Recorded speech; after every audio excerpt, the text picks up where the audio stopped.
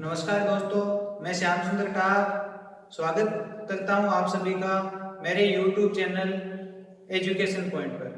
तो दोस्तों, हमने पिछले वीडियो में प्रश्नावली 1 वैदिक गणित के 7 क्वेश्चन सरल कर लिए थे, जिनमें से हमने 3 क्वेश्चन सूत्र निखिलम विधि से भाग करने के सीखे थे और आगे के 4 क्वेश्चन हमने सूत्र निखिलम विधि से वर्ग ज्ञात करना सीखा था। आज के वीडियो में हम लोग सबसे पहले सूत्र निखिलम विधि से घन ज्ञात करना सीखेंगे। तो देखिए, हमारा 8वां क्वेश्चन है, सूत्र निखिलम विधि से घन ज्ञात कीजिए। सूत्र निखिलम विधि से घन को ज्ञात करने के लिए हमारे पास सूत्र है संख्या का घन। संख्या का घन ज्ञात करेंगे तो हमारे पास आ जाएगा संख्या प्लस 2 गुणा विचलन ऑब्लिक लगाया 3 गुणा विचलन का स्क्वायर और ऑब्लिक लगाया विचलन की घात 3। विचलन की घात 3। अब देखिए, यहाँ पे संख्या हमारे पास 15 है, तो हम लोग लिखेंगे संख्या बराबर 15। इस संख्या का आधार देखते हैं, तो आधार हम 10 या 10 की घात के रूप में लेते हैं। यहाँ पे संख्या 10 के आसपास है, तो हम लोग आधार 10 ले लेते हैं। इसका विचलन देखते हैं हम लोग। विचलन हमारे पास आएगा 5, क्योंकि यह जो संख्या है आधार से 5 ज्यादा है, हमने विचलन ले लिया 5। अब देखिए, हम लोग इसको सरल करते हैं तो संख्या हमारे पास आ जाएगी 15 प्लस 2 गुणा विचलन हमारे पास है 5, ऑब्लिक लगाया हमने 3 गुणा विचलन क्या है 5 का वर्ग करेंगे और आगे आ जाएगा हमारे पास ऑब्लिक लगाने के बाद में विचलन 5 की घात 3। सरल करते हैं हम लोग। 15 प्लस 5 को 2 से गुणा करेंगे तो आ जाएगा 10, ऑब्लिक लगाया 3 गुणा 5 का वर्ग करेंगे तो हमारे पास आएगा 25, ऑब्लिक लगाया 5 का घन करेंगे तो हमारे पास आएगा 125। सरल करते हैं। 15 में 10 जोड़ेंगे हमारे पास आएंगे 25, ऑब्लिक लगाया 25 को 3 से गुणा करेंगे 75 आ जाएंगे, आगे 125। तो देखिए, आगे आधार में 1 0 है, तो हमें ऑब्लिक के इधर 1 अंक रखना होगा। यहाँ से अगर हम 1 अंक रखते हैं तो यहाँ से बचेंगे 12 को आगे की संख्या में भेजेंगे तो 12 को 75 में जोड़ेंगे हम लोग। 12 को जोड़ेंगे 12 75 में जोड़ेंगे तो हमारे पास आ जाएंगे 87 में से एक संख्या 1 अंक 7 को रखते हैं, बाकी के 8 को जो शेष रह गई संख्या उसको आगे भेजेंगे। 25 में 8 जोड़ने पर 25 में 8 जोड़ेंगे तो हमारे पास आ जाएंगे 8 5 13 का 3, एक हासिल की जोड़ेंगे, एक जोड़ने पर आ जाएंगे 3, तो आ जाते हैं 33। इन 33 को हम यहाँ पे आगे लिखेंगे।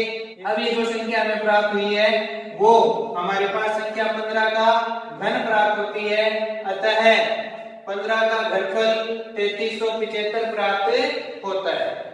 इससे आगे का क्वेश्चन देखते हैं। क्वेश्चन नंबर 9 संख्या है 91। तो हम लोग देखते हैं कि हमें इस संख्या में उपाधार अंक लेना पड़ेगा, और उपाधार अंक जब हम लेते हैं तो हमारा सूत्र थोड़ा सा बदल जाता है।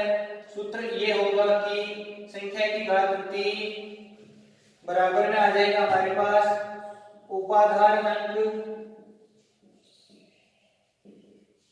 का वर्ग कोष्टक संख्या प्लस 2 गुणा विचलन कोष्टक बंद, ऑब्लिक आ जाएगा उपाधार अंक ना 3 गुणा विचलन का स्क्वायर ऑब्लिक विचलन की घात 3। अब देखिए दोस्तों, हमारी जो संख्या है वो है 91। संख्या का आधार हम देखते हैं तो हम लेते हैं 10, उपाधार अंक हमारे पास आ जाएगा 9, क्योंकि 9 को 10 से गुणा करने पर प्राप्त होगा, जो कि हमारी संख्या के पास की संख्या है। अब हम देखते हैं विचलन, तो विचलन हमारे पास आ जाता है 1। देखते हैं यहाँ पे उपाधार अंक को आधार से गुणा किया 90 और विचलन जोड़ते हैं तो हमारे पास संख्या प्राप्त हो जाती है। अब ये जो मान है, ये मान हम सूत्र में रखते हैं, तो देखिए उपाधार अंक हमारे पास 9 है, 9 का वर्ग करेंगे, कोष्टक संख्या हमारे पास 91 प्लस 2 गुणा विचलन हमारे पास 1 है, कोष्टक बंद करेंगे, ओब्लिक का निशान, उपाधार अंक हमारे पास आ जाएगा 9 गुणा 3 गुणा विचलन हमारे पास 1 है, 1 का वर्ग करेंगे, ओब्लिक लगाया हमने, और आगे आ जाएगा हमारे पास विचलन 1 है तो 1 की घात 3। सरल करते हैं तो 9 का वर्ग करेंगे 81, कोष्टक लगाया 91 प्लस 2 को 1 से गुणा करने पर 2, कोष्टक बंद किया, ओब्लिक लगाया 9 गुणा 3 गुणा 1 का वर्ग हमारे पास 1 आता है तो 1 लिखेंगे, ओब्लिक लगाएंगे 1 की घात 3 जो कि हमें 1 प्राप्त होगा। आगे देखते हैं 81, कोष्टक लगाया 91 में 2 जोड़ेंगे तो हमें 93 प्राप्त होते हैं, कोष्टक बंद, ओब्लिक लगाया 9 को 3 से गुणा करने पे 27, 27 को 1 से गुणा करने पे 27, ओब्लिक 1। अब आगे देखते हैं 81 को 93 से गुणा करना होगा, 81 को 93 से गुणा करने पर देखिए 93 गुणा 81, 1 को 3 से गुणा किया 3, 1 को 9 से गुणा किया 9, 8 को 3 से गुणा किया 24, 24 का 4 लिखेंगे, 3 हासिल की जोड़ेंगे, 8 को 9 से गुणा करने पर 72, 72 और 2 74, तो हमें प्राप्त होता है 3 9 और 4 13, 13 का 3 1 आगे 5 और 7, 7533। 81 को 93 से गुणा करने पर 7533 प्राप्त होते हैं, ओब्लिक लगाया 27, ओब्लिक लगाया 1। दोस्तों यहाँ पे आधार में 1 0 है तो हम लोग प्रत्येक भाग में से एक एक अंक रखेंगे, यहाँ से एक अंक को रखेंगे 1, यहाँ से 7 को रखेंगे, 2 को आगे भेजेंगे, 2 इसमें जुड़ेगा तो ये हो जाएगा 5, 3, 5 और 7। तो देखिए दोस्तों ये हमारे पास 91 का घन प्राप्त होता है 7,53,571। ये हमारा आंसर होगा। अगला क्वेश्चन देखते हैं दोस्तों, 10वां क्वेश्चन हमारे पास है 32, संख्या हमारे पास आ जाएगी 32, संख्या का आधार देखते हैं, आधार आ जाएगा 10, उपाधार अंक लेना पड़ेगा हमें क्योंकि संख्या आधार के निकट नहीं है।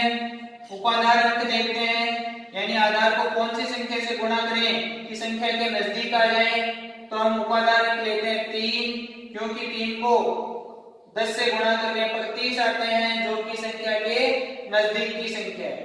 अब देखते हैं विचलन, तो देखिए विचलन हमारे पास आ जाता है 2, क्योंकि आधार को उपाधार से गुणा करने में 30 और विचलन को जोड़ने पर हमारी संख्या प्राप्त हो जाती है। दोस्तों ये मान हम लोग इस सूत्र में रखेंगे, तो देखिए उपाधार अंक का स्क्वायर यानी 3 का वर्ग कोष्टक संख्या हमारे पास 32 प्लस 2 गुणा विचलन हमारे पास आ जाएगा 2, ऑब्लिक लगाया, उपाधार अंक हमारे पास 3 गुणा 3 गुणा विचलन, विचलन हमारे पास 2 है तो 2 का वर्ग करेंगे, ऑब्लिक लगाया, और विचलन यहाँ पे हमारे पास आ जाएगा 2, तो 2 का घन करेंगे।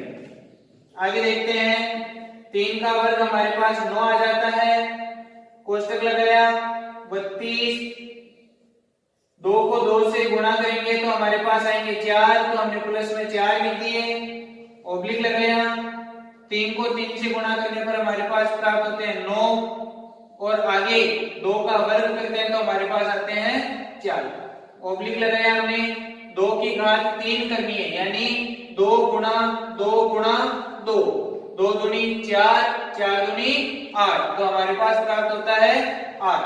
आगे सरल करते हैं तो देखिए 9 कोष्टक में आ जाएगा हमारे पास 32 और 4 36, कोष्टक बंद किया, ऑब्लिक लगाया, 9 को 4 से गुणा करने पर भी 36 प्राप्त होता है, और नेक्स्ट संख्या में आ जाएगा 8।